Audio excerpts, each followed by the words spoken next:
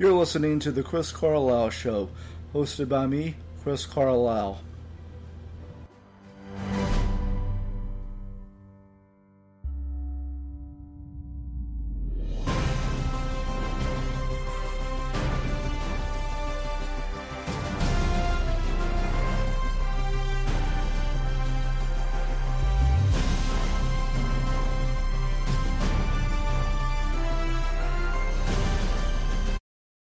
And on this week's show, I'll be telling you about two stories from the Chicken Soup for the Soul book that I have. The story of the George Strait classic All My Exes Live in Texas, plus birthdays, what's on television, and news. The Central Texas Brawl Brunch, benefiting the American Cancer Society, will be held from 11:30 in the morning until 1 o'clock in the afternoon on Tuesday, October 4th, at the Bell County Expo Center off of Interstate 35 in Belton, Texas. The brunch will have a Star Wars theme.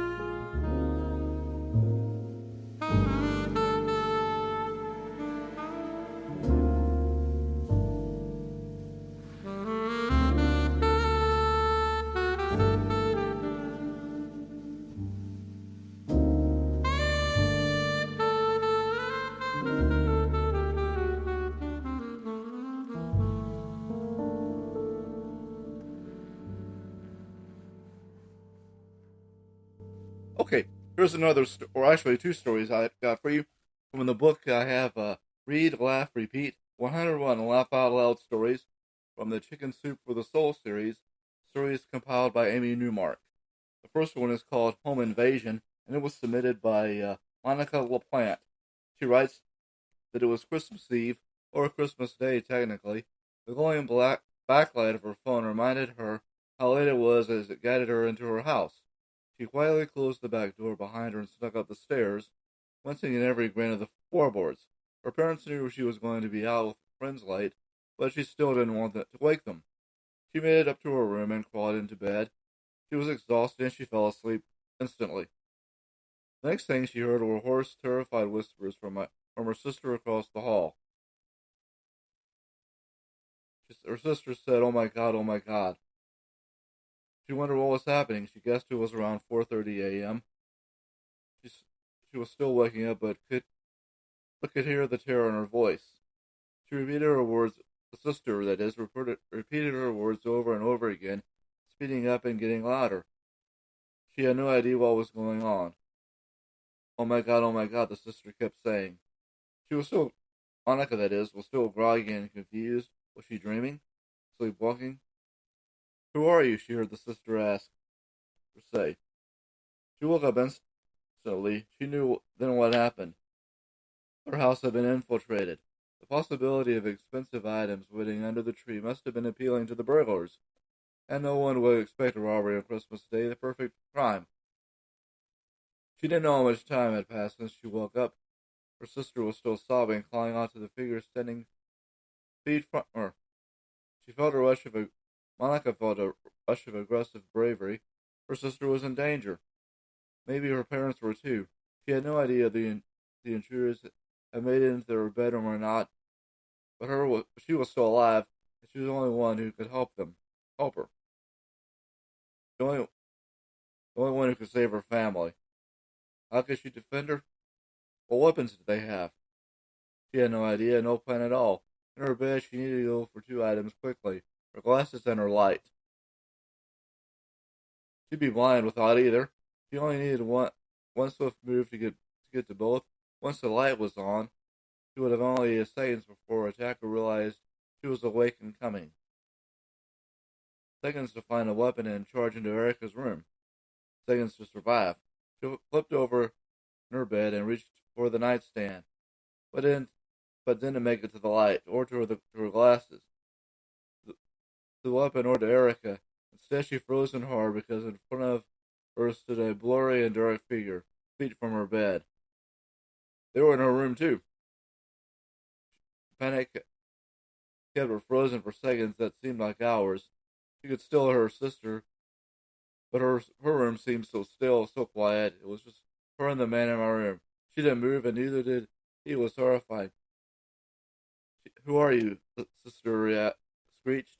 Suddenly the blood rushed through her entire body, unlocking her joints and pushing her forward. She struggled with the light, turning it on a while. She searched for her glasses, tried to hide a terrified sob while fumbling around the nightstand. What was she going to do? What was she waiting for? Her palms smashed into her glasses, shaking, sweating, and crying, what she assumed would be the last moments. She jabbed the glasses onto her face and looked up at her attacker.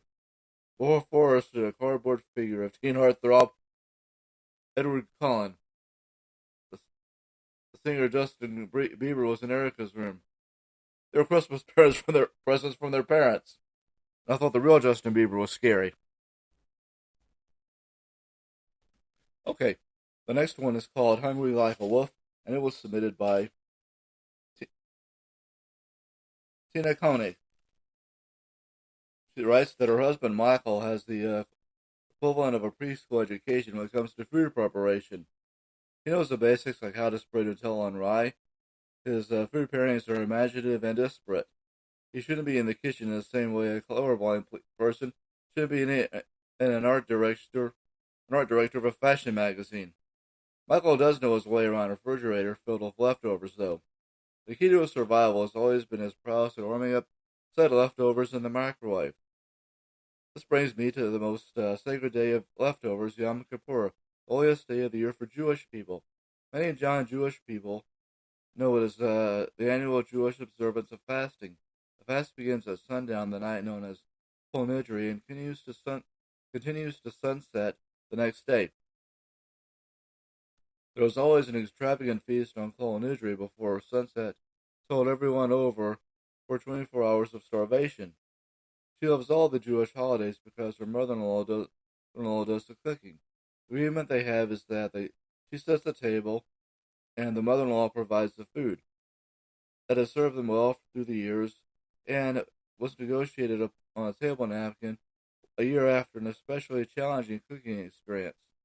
As part of the deal, she even got to keep the leftovers. Notwithstanding the Jewish holiday contract, she is still entrusted with the care and tending of the entire family, and that includes taking care of their Australian shepherd, Slugger Free Spirit Red Sox Koenig. Well, that's a mouthful. Who doesn't participate in the Yom Kippur fast? Slugger is a purebred Aussie, a stunning red merle with a soft coat in shades of white, tan, and reddish brown. Unfortunately, as Slugger has aged, he has developed a throat condition. He gags as if sometimes is caught there. So one in September, around the time of Yom Kippur, she tried changing his food from dry pellets to wet food. She hoped it would be less harsh on his throat, so it wouldn't be wasted. She spewed his uneaten moist food into a plastic container and put it in the refrigerator. As she does every year, that her mother-in-law brought a complete holiday dinner to her house. They rushed through eating so they could get to the temple in time for the evening service. They stuffed chopped liver, brisket, and noodle pudding into plastic containers to be eaten the next day when they would break the fast on Yom Kippur. That year, as he does each year, Michael fasted the entire day.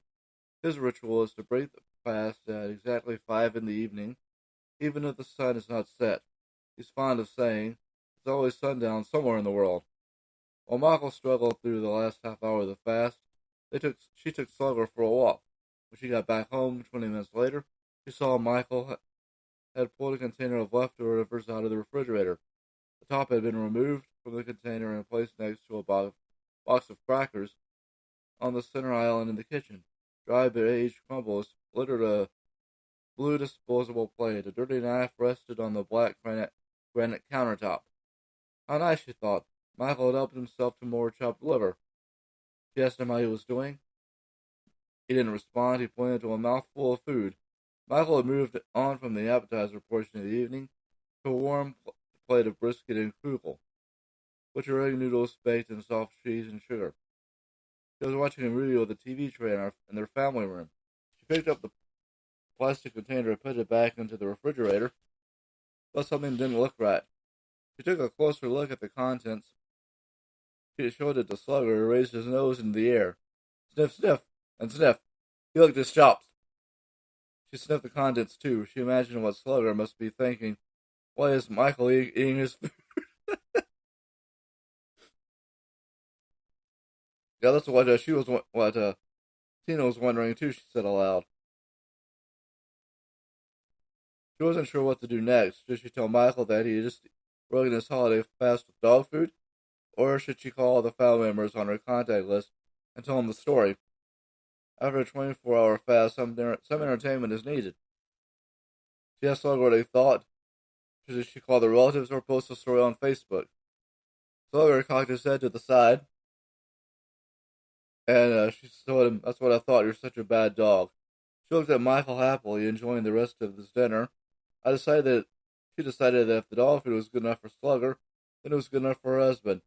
She spooned the rest into Slugger's bowl, grabbed her cell phone, and called everyone who would answer the phone. Like food, this was a story best served fresh. As they say, every dog or his master has its day. Alright, coming up, the story of the song All My Exes Live in Texas by George Strait. Okay, now the story of the song All My Exes Live in Texas from George Strait. In the article, there's something about that song written by Claudia Johnson. The song underscores why it's not a great idea to sow too many wild oats. It was recorded by George Strait and went to number one. It has the narrator lamenting his geographic location without taking any responsibility for the reasons.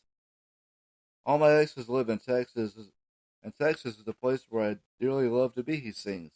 But all my exes live in Texas, that's why I hang my hat in Tennessee. The narrator has left a string of angry women whose names just happen to rhyme with their residence, like Rosanna and Texarkana, who have the audacity to expect him to work. Eileen and Abilene forgot he hung the moon. He accuses Allison and Galveston for going insane, while Dimple and Dimple from Temple has got the law looking for him. Both men and women could relate to the song's characters because everyone has had a failed romance.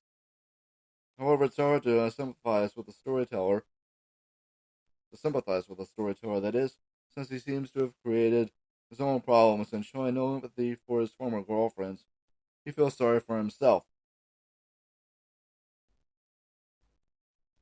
The song was co-written by Whitey Schaefer, who wrote songs for other artists like George Jones, Lefty Frizzell, Johnny Rodriguez, Connie Smith, Merle Haggard, Noel Bandy, Johnny Russell, Keith Whitley, John Michael Montgomery, Lee Womack, and Kenny Chesney. He was inducted in the Songwriters Hall of Fame in 1989. Schaefer co-wrote the song with his fourth wife, Jean Butler.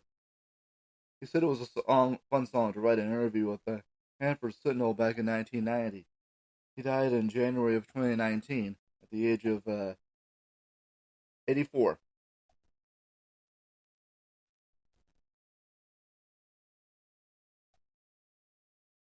Schaefer co-wrote the song with his fourth wife, Jean Butler, and he said it was a fun song to write in a 1990 interview. He died on January 12, 2019, at the age of 84. Okay, coming up, a look at birthdays.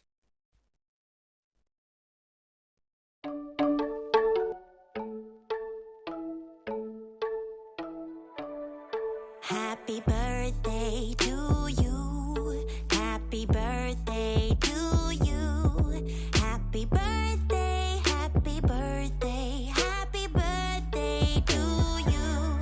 Happy birthday to you. Happy birthday to you.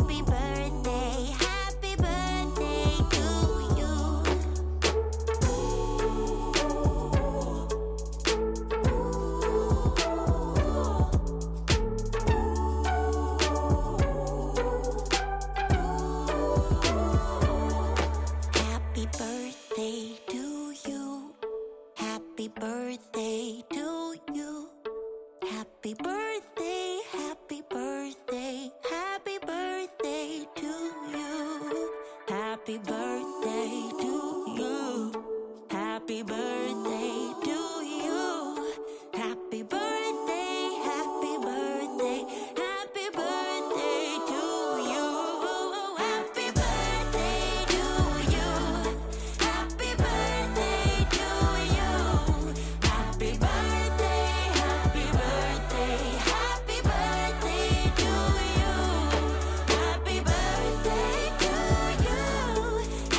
birthday to you. Happy birthday, happy birthday, happy birthday to you. Happy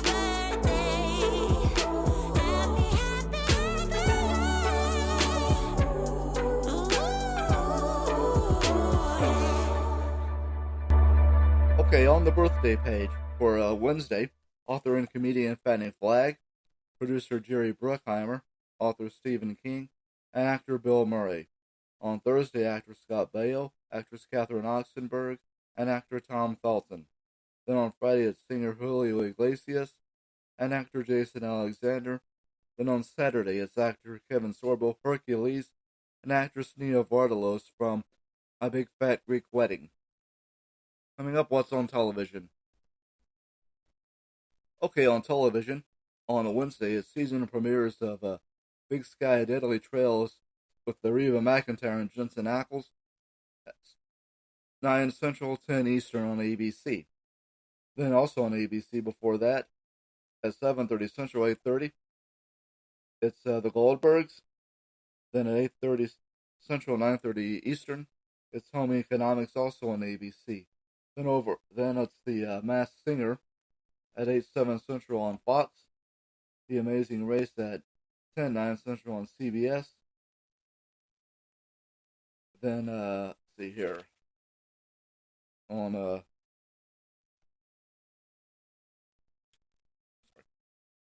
on Thursday, it's a crossover between the three Law and Order shows: SVU, Organized Crime, and Law and Order. Friday, let's see here. Nothing new on Friday. Oh, new on Friday is Shark Tank at 8/7 Central on ABC.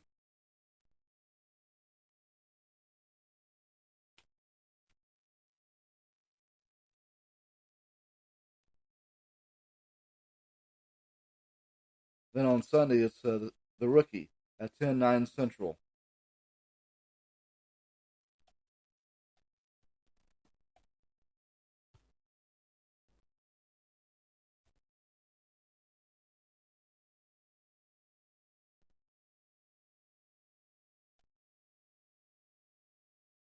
All right, next news and sports.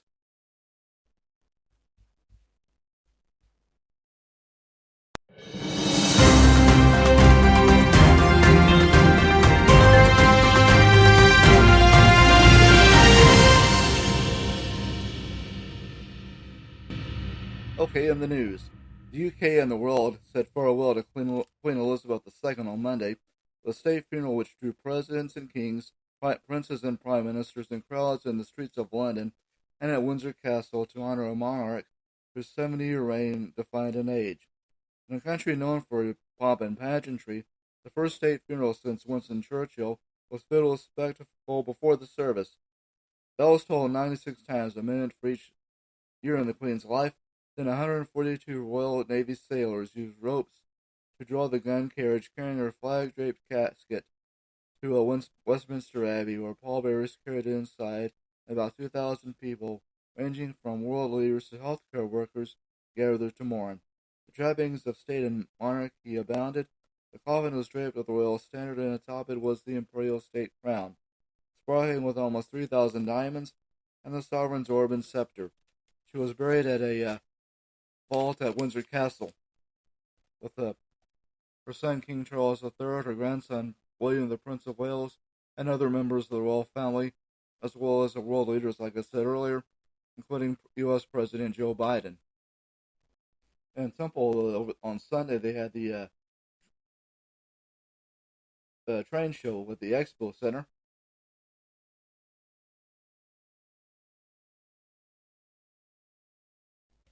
I remember going to something like that at the mall one time. In sports and NFL action, Russell Wilson overcame a slow start and a cascade of boos in his Denver debut on Sunday to lead the bungling Broncos past the Houston Texans 16-9. The Broncos won and won. They were flagged for 13 times for 100 yards, making the first time in 4 years they've had back-to-back games with double-digit penalties. But they pulled out on defense, holding Houston 0-1 to a trio of field goals by Kami Fairbairn. Wilson, who finished 14 of 31 for 219 yards with a touchdown and interception, followed that up by directing a clock-chewing drive that ended with Brandon McManus' 50-yard field goal for a 7-point lead with 3:41 remaining. Davis Mills had the Titans on the move when Randy Gregory registered his first sack for the Broncos just before the 2-minute mark to help stall Houston's bid to tie it. By the way, I'm going to see the Texans play next Sunday. I'll tell you about it on a future show. Meanwhile, the Cowboys beat the Bengals with being led by the second game in a row by backup quarterback Cooper Rush. Rush by beating the Cincinnati Bengals 20-17.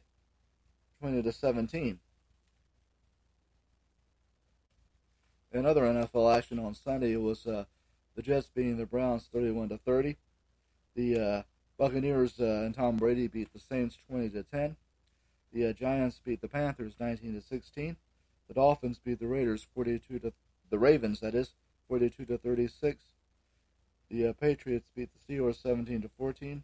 The Jaguars shut out the Colts 24-0. The Rams beat the Falcons 31-27. The 49ers beat the Seahawks 27-7.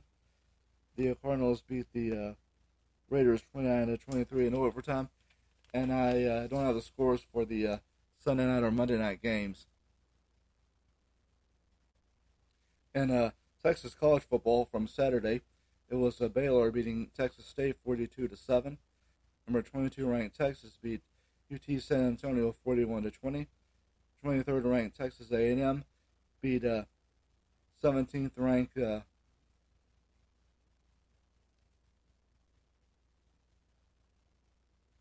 Miami of Florida 17-9, and Houston lost to Kansas 48-30.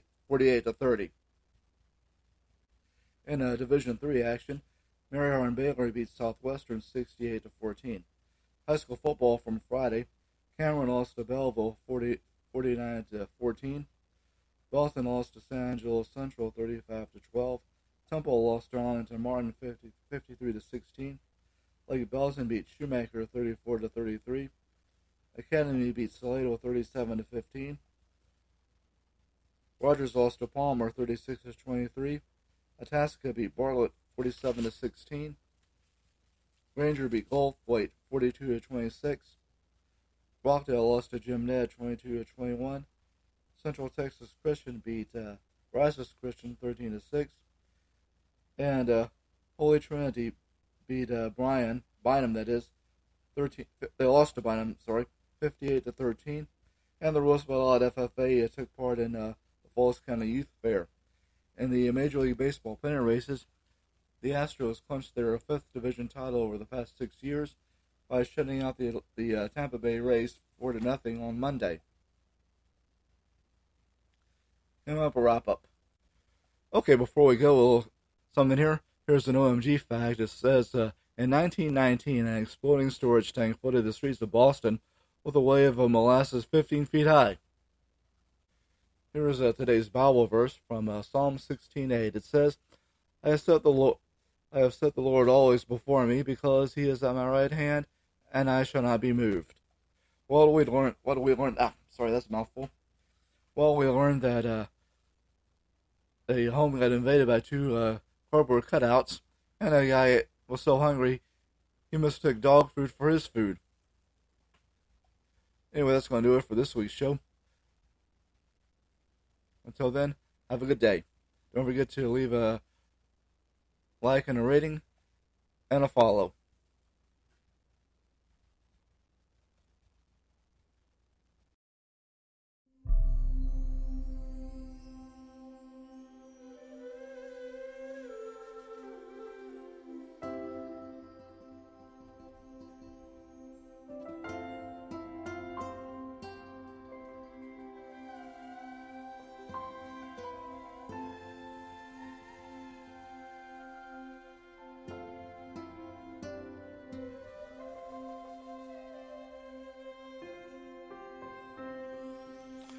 Hi, I'm Chris, and thank you for listening to my podcast, The Chris Carlisle Show.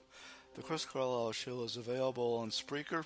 Please leave a like and a review, and also a follow. It's also available on Spotify, Google Podcasts, iHeart, Podchaser, and Podcast Addict. And now, ladies and gentlemen, our national anthem.